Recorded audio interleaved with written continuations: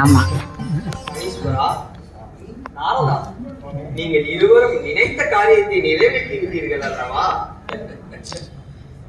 முருகா, மருகா, உனது மாமனான மாதவனின் அவதாரங்களையும் அதனால் ஏற்படும் மகிமைகளையும் மக்களை நல்வழிப்படுத்துவதற்கான நெறிமுறைகளையும் எடுத்துச் சொல்ல விரும்பி நான் ஆரம்பித்த இந்த நாடகம் நன்றாக நடந்தது.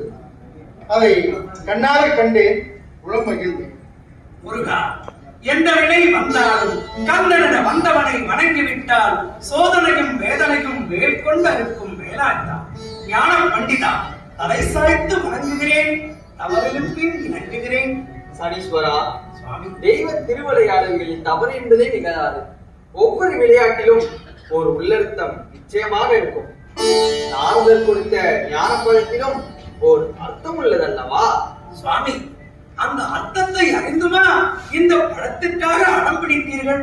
அம்மையப்பனுடன் கோபப்பட்டு வந்து இங்கே தனியே ஒரு இடம் பிடித்தீர்களே. சனீஸ்வரா, அறிவு தெய்வமான எனக்கு அம்மையப்பனை சுற்றி வந்தால் அகிலத்தை சுற்றியதற்கு ஒப்பாகும் என தெரியாதா? தெரிந்திருந்தும் அப்படி ஏன் செய்தாய் முருகா? நாரதா, நான் அங்கனம் செய்யவில்லை என்றால் உன்னது இந்த எண்ணம் ஈடேறி இருக்காது. எல்லோருக்குமே விதி, அதிலிருந்து எவரும் தப்ப இயலாது என்ற தத்துவத்தை உணர இயலாதே.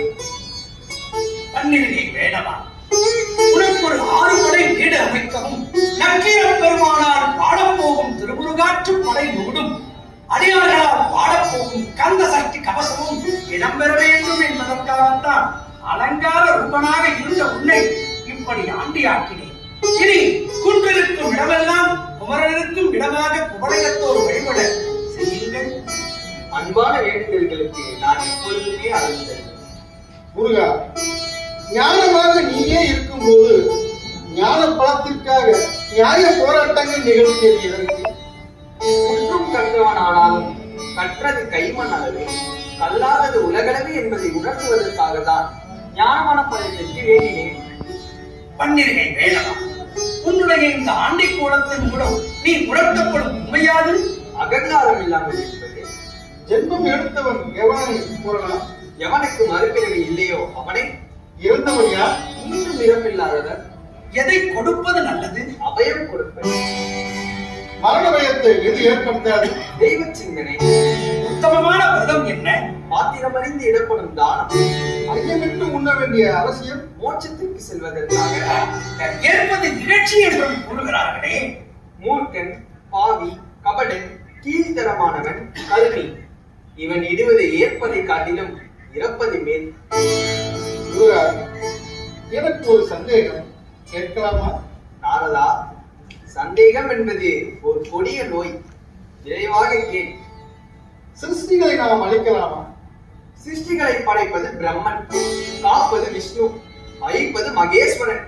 அப்படி இருக்கையில் சிருஷ்டிகளை அழிப்பதற்கு நமக்கென்ன உரிமை இருக்கிறது? உலகம் நெரிசலில் தள்ளாடுகிறதே. கடல் மீது வீடு கட்டலாமா, வான் மீது வீடு கட்டலாமா என்று கருதப்படுகிறதே. அதன் காரணம் அதுவும் ஈசனது செயல்தான். அவரது விருப்பப்படிதான் அனைத்துமே நடைபெறுகிறது. இதன் முடிவு பிரளயம், கலியுகம் முடியும் நேரம். அதுவே ஈசனின் ஊழிக்காலம்.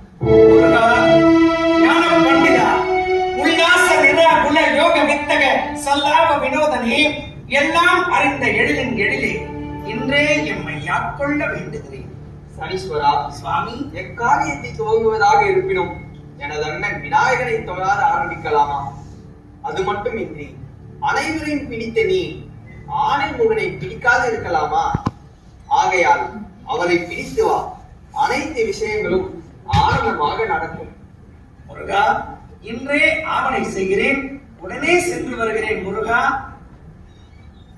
முருகா, என்ன இருந்தாலும் நீ சிறு பிள்ளை, அதிலும் விளையாட்டு பிள்ளை என்பதை காட்டிவிட்டார். பலம் உனக்கு கிடைக்கவில்லை என்பதற்காக விநாயக பெருமானையே பழிவாங்க ஆரம்பித்து விட்டாயா? அகில ரீதியில் ஆட்சிக்கு வருபவர்கள் தான் இப்படி செய்வார்கள். ஆறுமுகமான நீயுமா இப்படி செய்வது? பழி தீர்த்துக் கொள்வதே எனது பண்பல்ல. அப்படியானால் பின் எதற்காக சனீஸ்வரனை விநாயக பெருமானிடம் அனுப்பி வைத்தார்? விதி வலிமையானதா? விநாயக சிவபெருமான் வலிமையானவரா என்ற போட்டியில் வெற்றி யாருக்கு என்று பார்க்க போகிறேன்.